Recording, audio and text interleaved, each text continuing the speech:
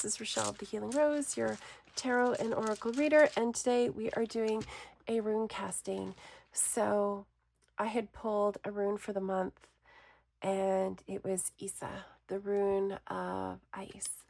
And it's a fascinating one because its counter rune is Lagus, which is all about flow. So we have water that is frozen and water that is flowing. So there's an interesting counterpoint for me between the two.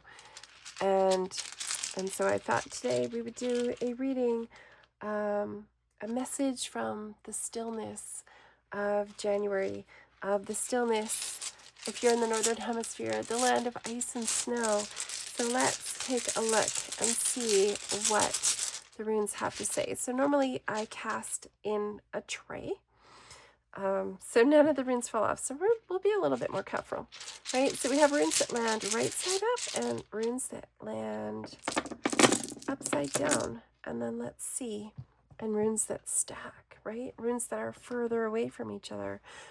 So let's read the spiral. So where are we starting? So we're starting down here. I'm not sure if it's, just kind of off, slightly off camera. All right, so, all right. So this is an interesting place to start with, right? So we have our rune of harvest and our rune of chaos and destruction and transformation, right? So we have Jera and Hagalis. And so this is the energy of harvest. What have we been gathering? What have we been reaping? What abundance has been coming in? And then we have this hail, which is a destructive force, right? If you're a farmer or a gardener, you know what a spring hail will do to your little tiny vulnerable crops. You'll come out and it's just decimation, right? It's very chaotic. It's a destructive force, right? So things may have been very chaotic, right? We're still kind of trekking along, but we've been through a lot of chaos. We have felt vulnerable, right? As we're looking for answers and trying to understand. To me, it feels like, I mean, especially for me, there's ancestral patterns that have been worked with, right? Like, what are you working with? What energies have you carried through this life that you inherited from your parents, from your grandparents, from your great ancestors down the line? What family patterns to do with wealth, to do with abundance have we carried forward, right? Things that we feel like, things we can't put into words, we can't explain, or maybe we just don't want to talk about it. It feels like the voice has been silenced. We felt very vulnerable this last year, right? So what are we moving into? And it's like a lot at once. When I'm looking at this, it looks like there's like a lot at once, right? So we may have been a little bit self-sacrificing on our journey. And wow, this is interesting because I was just talking about flow. So here we have ice, Isa, and here we have our flow, which is hidden, right? So a little compromise. So the journey, the flow of our journey, we may have had to make some sacrifices this year and really focus on what our priorities are as we're moving through. So I'm going to read the spiral this way. It just feels like kind of the natural flow here. All right, so this set of runes, this is foraged moose antler, and it has a weird stone in it. So the weird is a very interesting concept, right? It represents both the known and the unknown. The weird is like, to me, the weird is, it's similar to the concept of the Akashic records, right? But it's the space between molecules. It is the energy that holds the universe together. It is the energy we connect into when we want to manifest and bring things into our life, where we can pour our desires and our dreams of what we want, and they can begin to come into fruition into the real world. So it's a very interesting one to kind of like moving from this energy, it's like, what do we move? This is where we were, and this is what we're going into. So the first thing we have is like, what's our ability to manifest, right? Maybe we have not, it's interesting that joy is hidden. So where is it that we want to find our joy, right? Is that not even a focus? Because we've been stepping through this self-transformation into realizing and actualizing your gifts. So I love this little stack here, right? The rune of self, the rune of the gifts, right? And gifts in Norse concept, Nordic concept, in the runic concept, as I have been taught and I have learned, is very much it's reciprocal. There's obligations with it. But in this sense here that I have, it's like we have stepped through the doorway into unlocking our gifts, right? Not necessarily focused on a joy, but it looks like we're going to be focusing more on unlocking even further the gifts, right? Because we have some wealth here. So we might not see huge, massive growth for wealth. So that's kind of, we need to be a little bit flexible. And that flexibility there, it's more like, it feels more like focusing on the needs, right? Meeting the day-to-day needs versus the things, the ethereal things that we want, or the things that we don't necessarily need them, right? But we don't need to default into a scarcity mindset for the year. All right. So we don't need to necessarily know what's coming, but what do we need to understand, right? We don't need to know it all. We don't need to foresee and foretell the future. I think we need to understand what we want and where we're going so that once we get to the heart of the matter and we can see clearly what it is that we want to create for ourselves, that our journey that we're moving on won't necessarily be quite so stuck, right?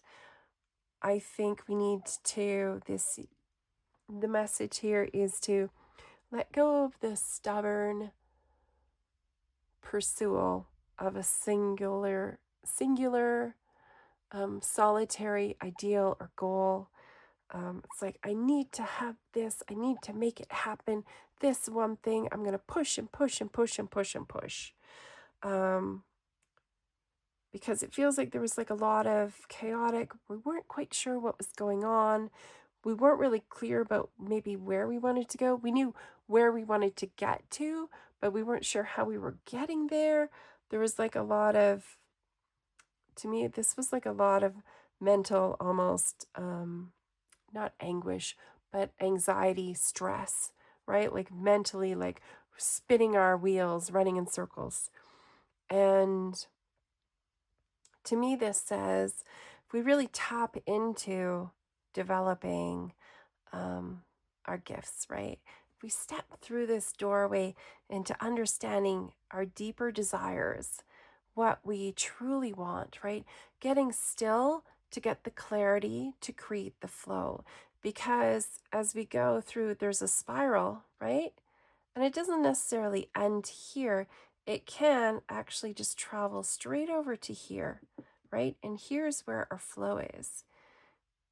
So we transform ice into flow. And how do we transform ice into flow? Right? We get clear on our desires and we speak them. So if we have ice, Isa, Anzus, and Lagus, we have the stillness and the clarity so we can divine what it is we actually want. We speak our desires out there and we allow the universe to flow it to us. So when we're not speaking out, when we're not allowing ourselves to connect into the flow state, right? We end up stuck. But to me, this feels like get still and get clear, right? Get super still, get quiet, listen to the stillness. And then we can create the clarity to move forwards, right? Get still and listen in, right? Listen in this internal work here. where we allow ourselves to have the flexibility, right? It feels like there's like this mental flexibility. We don't want to be rigid. We don't want to be stubborn. We don't want to be hyper fixated on one singular solitary goal. We want to create the framework, the dream that we have, to be clear on what it is we want to send out into the weird as we connect into that nebulous space. What is it that we want and desire? How do we want to bring it about, right? We don't have to have every detail planned out. We don't need to have one single goal, but we want the idea, right? It's like the universe, I want this, or whatever is best, this or better, whatever serves my highest good. Like, what is it that I need to learn and understand in order for me to attain what is my highest purpose? What, for me to step into this goal this year that I have, what is it that I need to see and understand? What energy does it need to be, right? What energy do we want to embody? If you want to be a millionaire, we need to step into the millionaire mindset, but also the energy of it, right? To bring that energy into our life with the ease, the gratitude, the lack of worry, the lack of stress, right?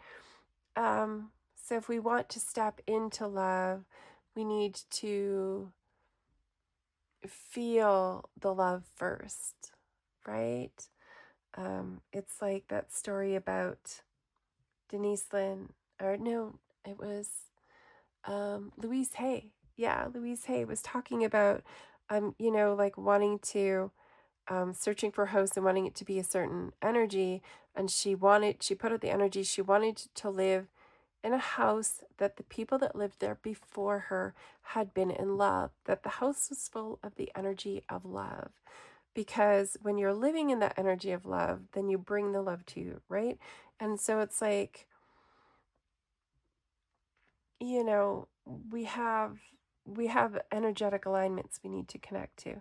So we don't need to know what's coming next, right? So the message really is, you don't need to know how to get there. You don't need to know every step you need to make along the way. You don't need to know the actual outcome, because whatever comes is going to be it's going to fulfill your needs anyways, right? It might fulfill your wants. I once had a checklist for a house, and we moved sight unseen, right? We were in a situation where the house we were moving to, things had fallen through, so we needed something, but I had a checklist of all the things I wanted for this house to have. The house had all those things. Like it had the picket fence, but the fence was falling down. It had the garden, but it was overgrown. It had the big, beautiful antique French doors, but broken window panes. It was like all the things it had. But it wasn't how I wanted it. It wasn't like the vision I had in my mind, but it certainly ticked every single box. And so I've kind of really been like, I want this feeling now as opposed to the checklist. I think I've kind of learned my lesson there. So yeah, as we step into this year, the message in the stillness is for you to be still, for you to connect into what you desire for yourself for the year. What goals do you have, right? What spiritual growth? What gifts do you want to unlock for yourself? Stepping into your intuition, stepping into the emotion of it, step into the deeper energies, the spiritual energies there, and take the time to be still, to be focused without being rigid. Let yourself stay flexible so that you can then send that energy out there, and allow the universe to bring to you that which is yours.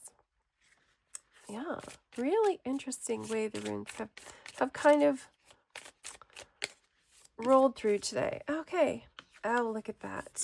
And there's our Uruz, our Auroch, our This is a type of ancient Nordic oxen, right? So it's steady, it's methodical, it's plodding. And this is what is kind of hidden over here.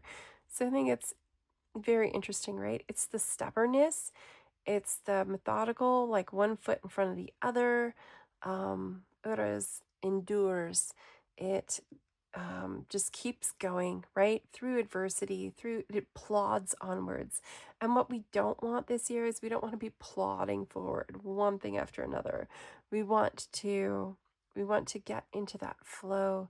And I think to really step into the flow, um, it's all about the tuning in, and finding the moment for the calm, the stillness, and the clarity before we just forge ahead, right? Just like, I'll just forge ahead, I'll just keep going, but just keep going, it's gonna work. Keep doing the same thing, the same thing, the same thing, right? When we go plodding forwards, onwards and onwards, you can't keep doing the same thing and expect new results, right? Yeah. Okay. So it feels like I'm complete with this. I hope that this was helpful for you. I hope that you found a little bit of inspiration. And I do have a few spaces open for private readings, and I am doing right now year ahead readings. So if you would like to take a look at the energies for the entire year, I suggest you sign up for my newsletter, and then you can get all the details. I send out emails generally only once a week, usually Mondays now. And I hope to connect with you. May you have a blessed week and a wonderful world. Take care.